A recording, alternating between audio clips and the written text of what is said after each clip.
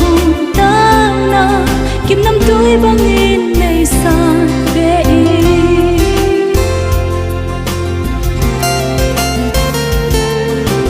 lên dê xuân hi lê sẽ na mùn này lâu băng ta lấy tròn sẽ na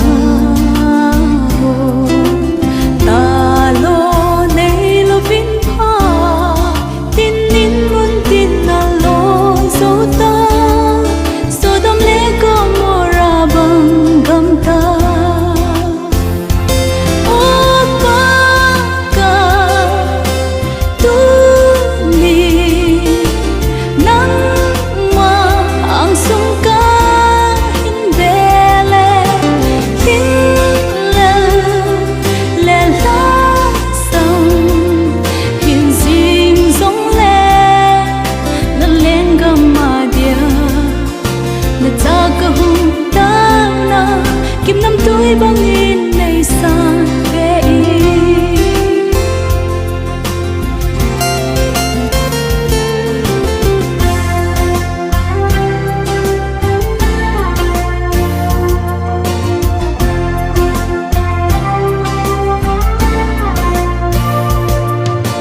hồn ghé tê min nô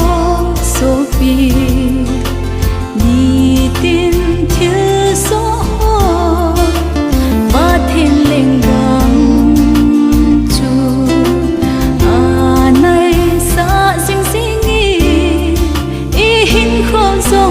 chan zinge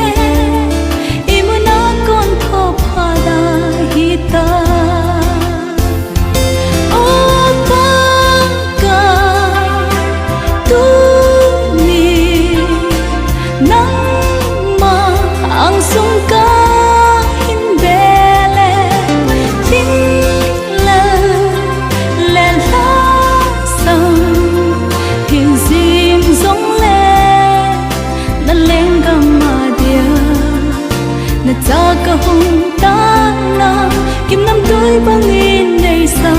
về na cha ka hung ta na